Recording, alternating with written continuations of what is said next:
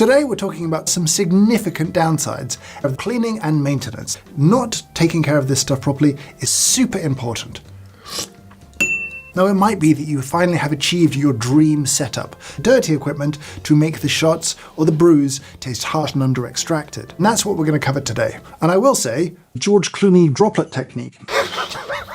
Let's start with disgusting espresso machines. My brain might be slightly broken by my time spent in the Second World War protecting our terrible coffee from the original Italian way.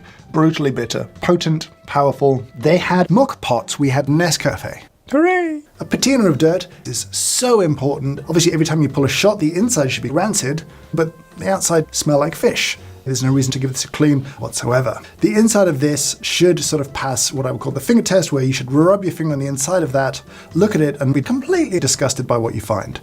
If what has come off here is an accumulation of old coffee and is disgusting, it might be that you finally have achieved your dream setup. Amazing. If I leave it, and I leave this in a machine and the machine is hot, any retained liquid will get more and more disgusting over time, but sometimes some people maybe aren't that good at that stuff. Al Pacino thinks coffee equipment may benefit from a little cleaning and maintenance. No, he's an idiot. I would say if you have an accumulation of milk, dried milk solids around the holes of the steam wand, I feel like I need to chew it. I enjoyed the chew, it was a nice chew. What do I know? Al Pacino's been drinking coffee since he was 5. I'm just dying of cringe inside. Moving on.